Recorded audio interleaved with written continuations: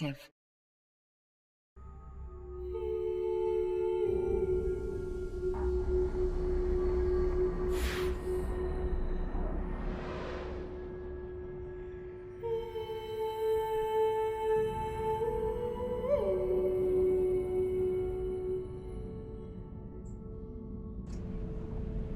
With the discovery of the Triglavian filament, access to Abyssal dead space was now a possibility. Although the risks were great, the rewards were greater still. Many capsuleers perished attempting to uncover the secrets hidden within the harsh and unforgiving environment the Triglavians called home.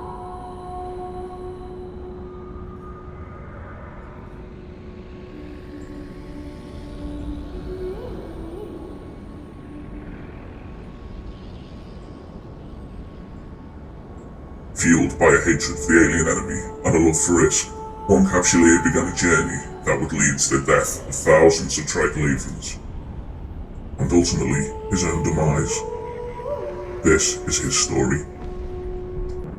With each encounter, the capsuleer studied his foes, developing skills and tactics allowing him to push deeper on into the abyss. Valuable materials recovered from this strange void allowed him to return each time faster, stronger, man and machine work in perfect harmony to eradicate the vile threat known as the Triglavian Collective. The capsuleer left nothing but death and destruction in his wake. As a death toll soared, so did his confidence. Upon completion of yet another expedition into the void, the capsuleer entered the Origin Gate. After the blinding flash that accompanied the transition back into normal space subsided,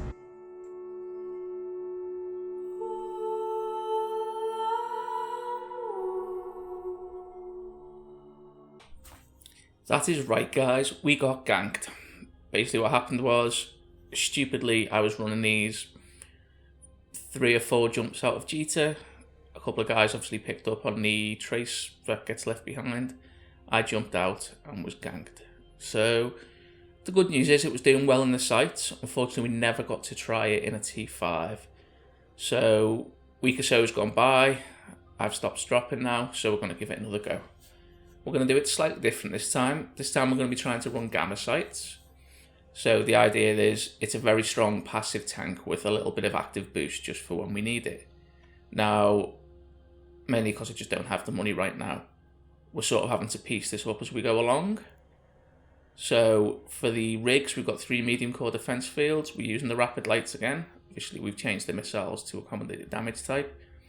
We do have the drone link augmenter there. We can't actually online it right now, and I'll explain why in a sec. A large shield extender, a shield booster, cap battery. Now here we've got 1 multi-spectral shield hardener and a Python C-type. We need the second one of them.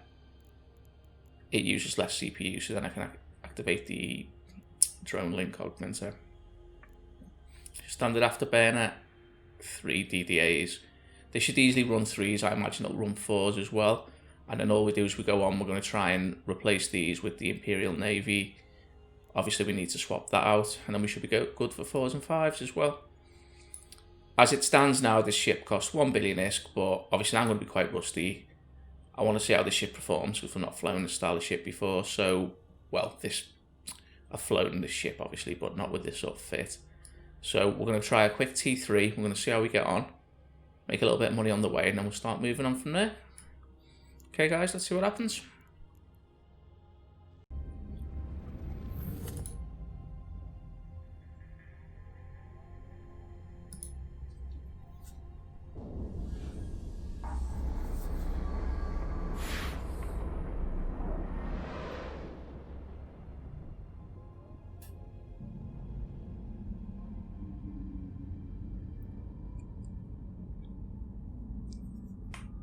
Okay guys, so we are back in the Abyss. Now, this is only a T3 gamma sight, as I say, we're just going to start finding our feet, get a few quid together. I don't want to lose this ship already.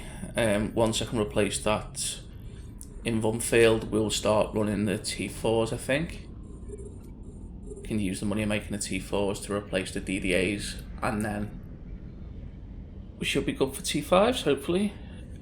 I didn't mention it before, I am running a set of mid-grade crystal implants, so that's given us a little bit of additional boost for our shield, well, quite a bit of an additional boost to our shield booster.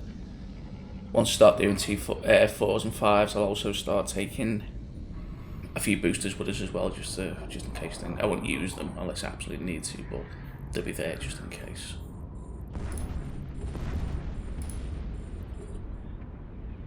As always with these sites, first things I've prioritised here are the snare casters. Anything as a rule that slows you down is bad, particularly if you've got battleships and things like that on grid with you as well. On top of that, they can grab the drones as well, which is a bit annoying because then obviously it makes them far more vulnerable. Nothing at all saying up to now is any sort of problem. The other thing I always take is the pack rat. Basically, the plan is we burn straight for the gate. We're going to drop the pack rat on the gate, and that then allows us to collect all the sub nodes. Now, I've seen videos where people turn around and say, "Ooh, you don't need them, it's a waste of time." I'm always going to say go and get them. You're leaving too much money on the table by ignoring them. Obviously, if you're short for time, you don't get them. It's never going to be worth losing the ship, but I wouldn't go in with the intention of only grabbing the bioadaptive cache. So that's what we do. We burn the gate, we drop the pack rat, and then we can collect everything. The reason I like that enhanced drone range, again, it's not online at the moment, is it makes this a lot easier. Obviously, you can send your drones out to up to 60, 70 then, so that's so much better. What we'll do, we'll speed up the rest of this one, and I'll come back to you when we're in the next room.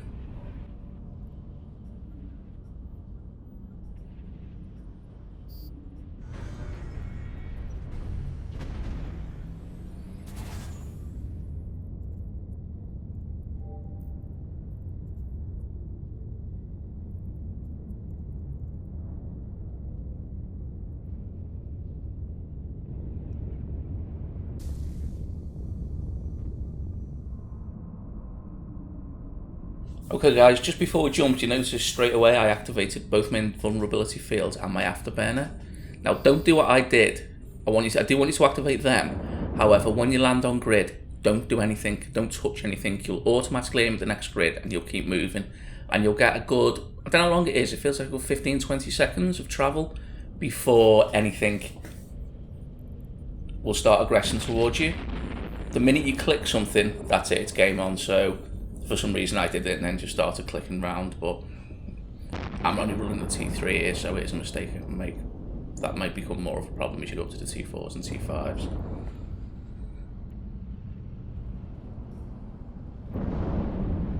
I really should have here, I think, prioritised the dissipators.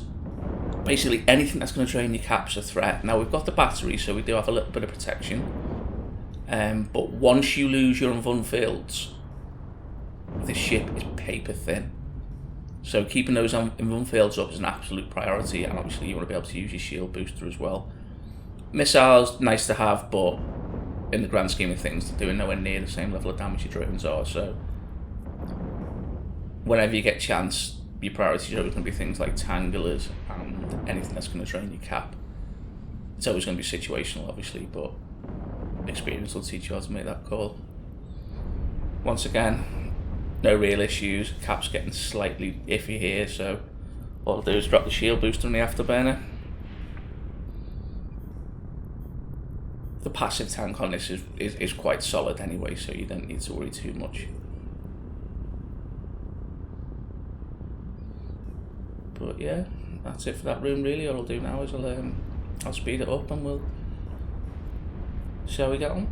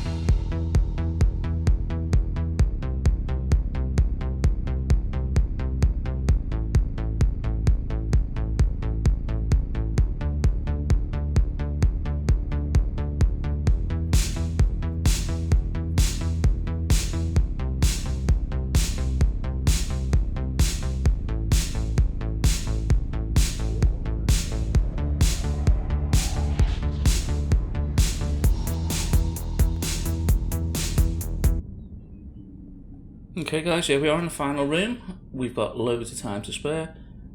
We've collected all the resource nodes up to now, so it couldn't have gone better. There's nothing at all that's challenged us. Obviously this is overkill for running a T3 site anyway. You could do one in probably a third of the cost.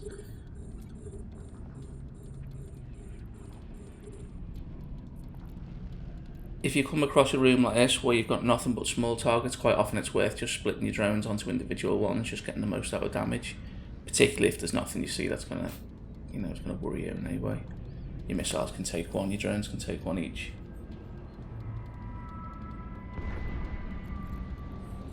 What I'm probably going to do, I need to put a flight of faction drones in there as well, because if you keep an eye on it, what you'll see occasionally is the drones completely miss.